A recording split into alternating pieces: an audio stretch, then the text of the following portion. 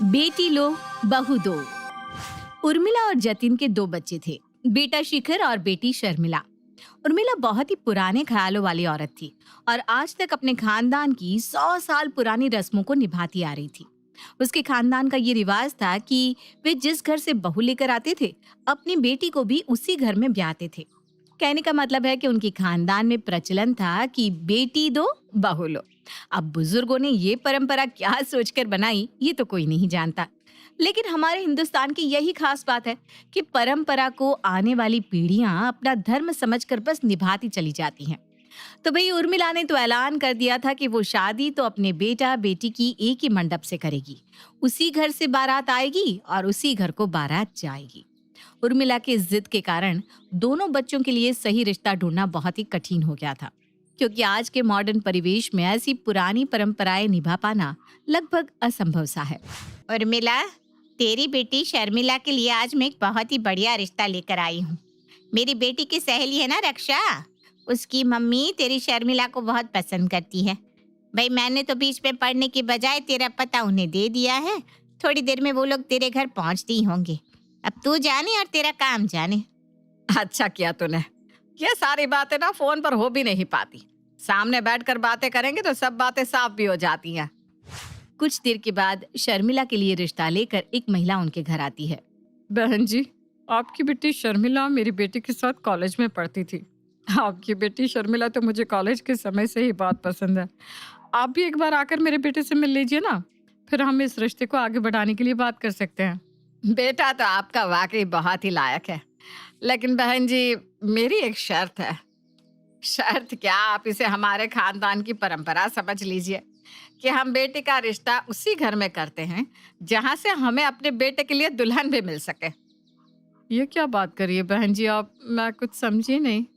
बहन जी, मैं अपनी बेटी की शादी आपके बेटे से तभी कर सकती हूँ जब आप भी अपनी बेटी कीर्ति की शादी मेरे शिखर से करने को तैयार हो। अरे ये क्या परंपरा हुई? ये तो बड़ी बेतुकी बात है।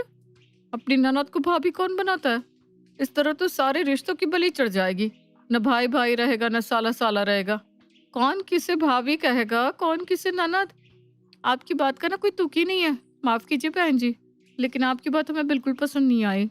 जो परंपरा आप बता रही है, हमने तो अपने जीवन में आज तक कभी ऐसी परंपरा निभाते किसी को देखा ही नहीं। अरे बहन जी, ये हमारे पुरखों के रीत रिवाज है और इन्हें निभाने से पीढ़ी दर पीढ़ी उनका आशीर्वाद हमें मिलता है।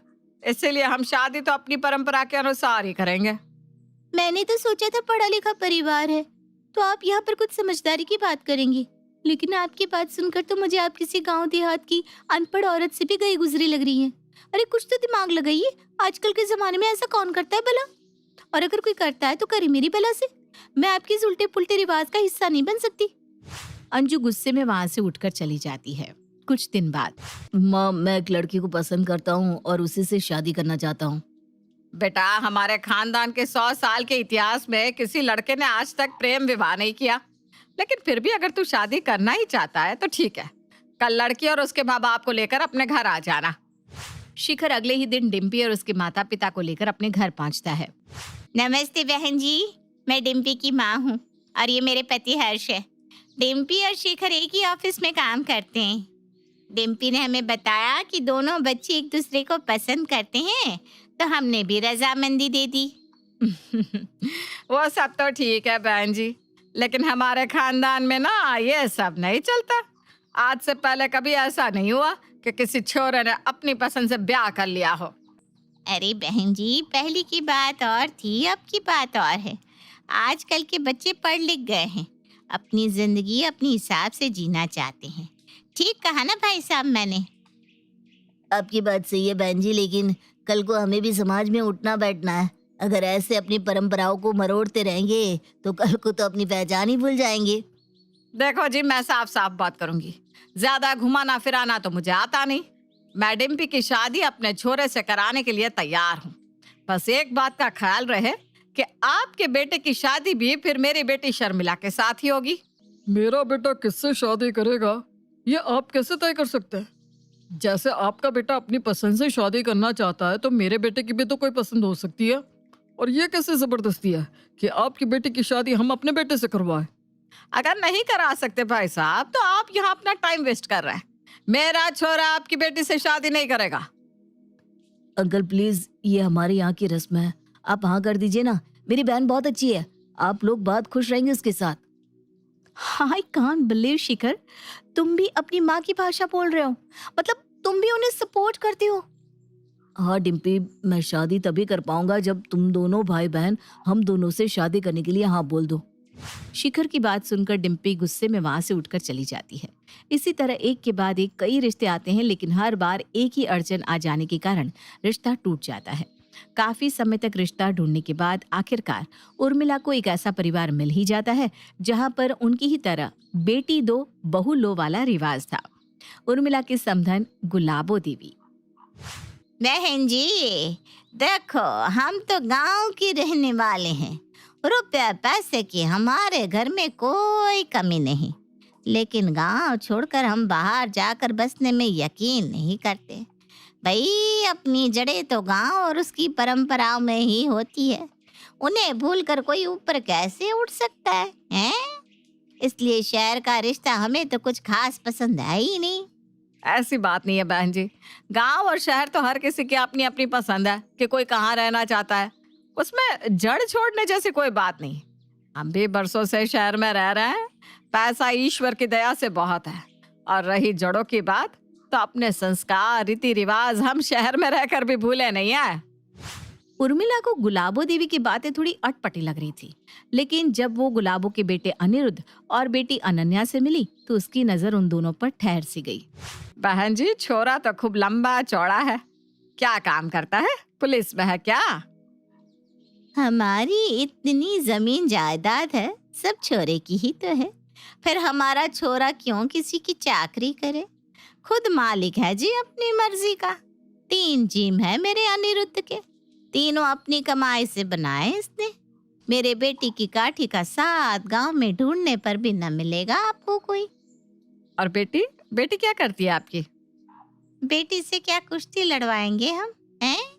गांव के स्कूल से 12वीं करा दी थी, उसके बाद गृहस्थी के काम सिखाए और क्या। आंटी जी, मैंने पीजी किया हुआ है इकोनॉमिक्स में। घर वालों ने कॉलेज जाकर पढ़ाई की परमिशन नहीं दी तो मैंने डिस्टेंस एजुकेशन से पढ़ाई की है। बहुत बढ़िया बेटा। अच्छा बहन जी चलते हैं, हम आपको सोचकर जवाब देते हैं। उर्मिला बेहद चिंता में थी। अनन्या की तरफ से तो वो निश्चिंत थी, लेकिन अपनी बेटी को गांव में एक बॉडी बिल्डर से ब्याहने में उसे अभी भी संकोच हो रहा था। बेटे बेटी को एक ही घर में ब्याहने की रस्म के कारण उर्मिला के दोनों बच्चे अब 30 पार हो चुके थे। बेटा शिखर समझ में ही नहीं आ रहा कि क्या करूं, इतने बरसों तक खोजने के बाद ये रिश्ता मिला है।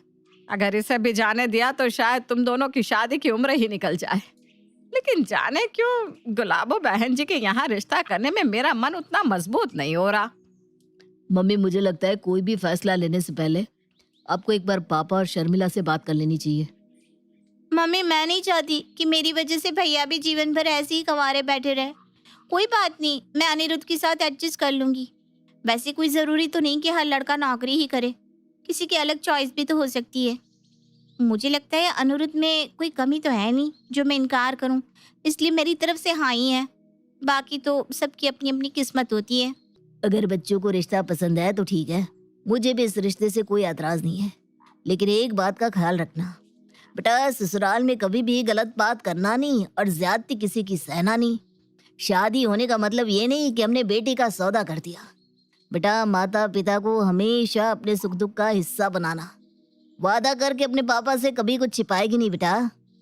मैं वादा करती हूँ पापा, आपके सीख को गांठ बांध कर रखूंगी और हमेशा सबसे पहले अपने पापा को अपना हर सुख दुख बताऊंगी।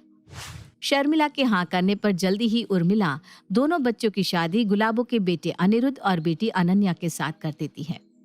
जैसा कि तय हुआ था, ना तो उर्मिला ने दहेज लिया था और ना ही अपनी बेटी के लिए दहेज दिया था। इस तरह अनन्या शादी के बाद शर्मिला के घर पहुंच गई और शर्मिला अनन्या के घर। शादी के बाद मुंह दिखाए के समय, अनन्या, मेरी माँ ने अपनी बहू के लिए बहुत सपने देखे हैं। मुझे पूरा यकीन है कि तुम्हें इस घर में हम लोगों की तरफ से कोई भी परेशानी नहीं होगी। उम्मीद करता हूँ तुम भी इस घर को अपना घर समझकर अपनाओगी। मैं आज से ही आप सभी को अपना परिवार मानती हूँ। बेटा अनन्या, तुम्हारी मम्मी ने तुम्हें पढ़ने नहीं दिया, लेकिन फिर भी अपनी लगन और मेहनत के दम पर तुमने पोस्ट ग्रेजुएशन किया, इस बात के लिए सच में मुझे बहुत गर्व है।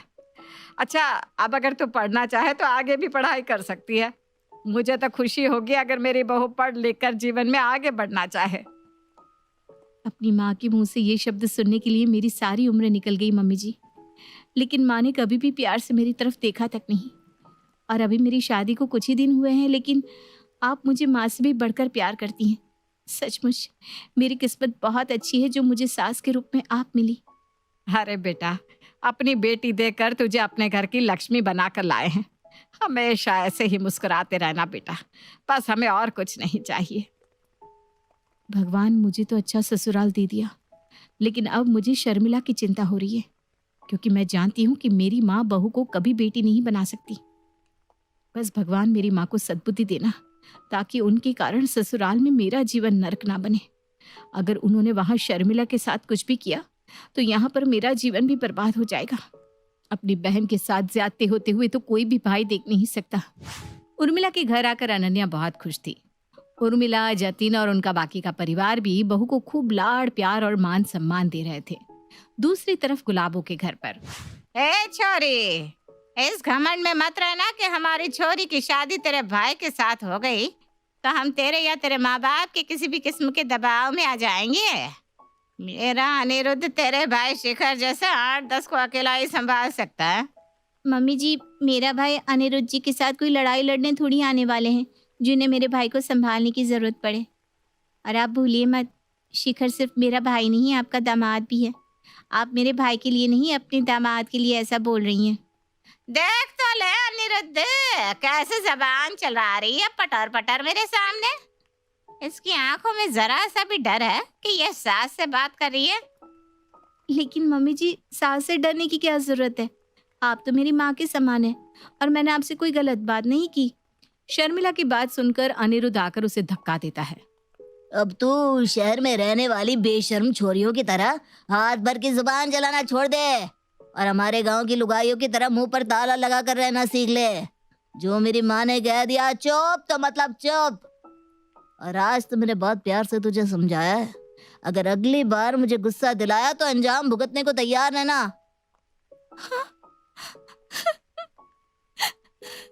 ये लोग तो इंसान कहलाने के लायक भी नहीं है। हसब या जानवर है दोनों माँ बेटा। इन्हें अपने घर की नई नवेली दुल्हन से बात करने तक की तमीज नहीं है। पहले दिन तो लोग बहुओं से रस्म कराते हैं, उन्हें अपने रीति रिवाज बताते हैं, और यहाँ ये लोग मुझे धमका रहे। जिस तरह से उसका स्वागत हुआ था, शर्मिला समझ तो गई थी कि यहाँ उसका जीवन बहुत कठिन होने वाला है। सास गुलाबों ने पहले ही दिन से उस पर घर का सारा काम थोप दिया था। ऐसा नहीं था कि शर्मिला ने मायके में काम नहीं किया था। उसकी माँ उर्मिला ने अपनी तरफ से बेटी को हर संभव चीज की शिक्षा दी थी, लेकिन फिर भी एक 24-25 साल की लड़की से अपनी 30 साल पुरानी गृहस्थी चलवाना और ये उम्मीद करना कि कोई भी काम जरा भी 19-20 ना हो, ये तो गलती है ना। घर के काम तक तो सब सही था, लेकिन एक दिन शर्मिला, कल से भैंसों का चारा पानी कराने की जिम्मेदारी तेरी है। सुबह 4 बजे उठकर पहले भैंसों को चारा पानी दे देना, उसके बाद उनकी सफाई करके दूध निकालना है, फिर 7 बजे से घर के काम देखना। मम्मी जी, मैं आज तक भैंस के पास तक नहीं गई हूँ, मुझसे ये सब नहीं हो पाएगा। मुझे तो ये भी नहीं पता भैंस को कब और क्या खिलाते हैं। नौकर है तो जानवरों के लिए उन्हें ही करने दो ना। नहीं आता तो सीख ले, घर के काम तो करने ही पड़ेंगे। ऐसी कान से जी चुराने वाली बहू का क्या अचार डालूंगी मैं। मम्मी जी, मैं पहले ही दिन से पूरा दिन काम में ही तो लगी रहती हूँ, अब और वर्कलोड नहीं लेना चाहती। मुझसे नहीं हो पाएगा, मेरी तबीयत पहले ही खराब है। अनिरुद्ध, इसे पटक करा इसके मायके। तबीयत खराब रहती है तो पहले इलाज कराना चाहिए था ना छोरे का। हमारे गले बीमारी क्या करने को बांध दी इसकी माँ ने। बाप, पता नहीं आपने क्यों पसंद किया इस मरियल सी छोरी को। इसके बस का कुछ नहीं है। मैं कल ही इसे इसके मायके छोड़कर आऊंगा। अच्छी तरह घी दूध बादाम खाकर आना अगली बार, अगर मेरी पत्नी बने रहना है तो, नहीं तो वापस आने की कोई जरूरत नहीं है। शर्मिला के माफी मांगने पर भी अनिरुद्ध अगले ही दिन उसे उसके मायके छोड़ाता है। मायके आकर वो देखती है कि उसकी भाभी कितने सुकून से उसके घर में रह रही है और उसकी माँ उसे पलकों पर बिठा कर रख रही है, जबकि उसकी जिंदगी एक नौकरानी से भी बदतर हो गई है। ये देखकर उसकी आंखों में आंसू आ जाते हैं। भाभी, एक बात सच सच बताना, आप ठीक तो हो ना? मुझसे मत छुपाना, मैं अपनी माँ को जानती हूँ। शर्मिला रोते हुए अपनी भाभी अनन्या को सारी बात बता देती है। अब चिंता मत करो भाभी, लगता है मेरी माँ और भाई को ये बात बताने का समय आ गया है कि उनके घर की बहन बेटी भी दूसरे घर ब्याही गई है। अगर वो आपको परेशान कर सकते हैं तो मुझे भी तो कोई परेशान कर सकता है ना? क्या बोल रही हो भाभी? भैया कभी ऐसा नहीं करेंगे। मैं माँ और भैया को आपके साथ कभी ऐसा नहीं करने दूंगी। जो मैं सह रही हूँ, भगवान न करे कोई भी लड़की ऐसा अपमान बर्दाश्त करे। आप बस देखती जाओ। एक दिन शाम के समय अनन्या एक पुराना सा सूट पहन लेती है और अपने सारे गहने उतार कर कमरे में रख देती है। उसके बाद वो अपने पति के पास आती है। शिखर, मुझे मेरे घर छोड़ने चलो। अरे लेकिन ये कैसा हुलिया बना रखा है? अरे अब चलिए तो। शिखर गाड़ी में लेकर उसे उसके घर छोड़ने के लिए निकल जाता है। अनन्या फोन पर रोते हुए अपनी माँ से बात करती है। माँ, बस अब मुझसे बर्दाश्त नहीं हो रहा। मैंने सोचा था आपको कुछ नहीं बताऊंगी और चुपचाप सब सहती रहूंगी, लेकिन अब मुझसे और बर्दाश्त नहीं होगा। अरे बेटा, ऐसा क्या हो गया? मुझे बता, तुझे रोने की कोई जरूरत नहीं है। माँ, जिस दिन से शर्मिला मायके आई है, पता नहीं उसने अपने भाई को ऐसा क्या कह दिया। वो मुझसे सीधे मुंह तक बात नहीं करता। अपमान तो मैं जाने कब से बर्दाश्त कर रही थी, पर आज तो उसने मुझ पर हाथ भी उठाया और कहा कहीं नदी नाले में खुद मरूं, क्योंकि अब उन्हें हमारे परिवार से कोई रिश्ता नहीं रखना। तू अभी है कहाँ? बता, तो अभी है कहाँ? इन लोगों को मैं छोड़ूंगी नहीं। अभी अनिरुद्ध को लेकर वहां पहुंच रही हूँ। आज इसकी अकल ठिकाने लगा कर रहूंगी। मैं गंगा जी में कूदने जा रही हूँ माँ। आखिरी बार तेरी आवाज सुनने के लिए फोन किया था बस। देख बेटा, तुझे मेरी कसम है, तू ऐसा कुछ ना करेगी। तेरी माँ अभी जिंदा है बेटा, तू अपने घर आ जा। इन लोगों को तो मैं खून के आंसू रुलाऊंगी, देख लेना। गुलाबों के बार बार समझाने पर कुछ देर बाद अनन्या अपने घर पहुंचती है। हाय राम, क्या हाल बना दिया है मेरी बच्ची का। इन्हें तो मैं जेल में सड़वा दूंगी, तू बस देखती जा। मम्मी, आप मानती है ना मेरे साथ जो हुआ वो गलत है? क्यों नहीं मानूंगी बेटा? मतलब सही और गलत का अंतर आप जानती है मम्मी, फिर क्यों किया आपने भाभी के साथ ऐसा? अरे नाम मत ले उस निकम्मी कामचोर का, किसी काम की नहीं है वो। भाभी ने मुझे सब बता दिया है। आपने और भैया ने उनके साथ क्या क्या किया। नौकरों की तरह दिन रात काम कराया, ढंग का खाना नहीं दिया। उस पर जब वो बीमार हो गई तो उन्हें मायके में फेंकाई। कोई लड़की आपके घर दुल्हन बनकर आई थी, कितने सपने रहे होंगे उनकी आंखों में। आपने क्या किया उनके साथ मम्मी?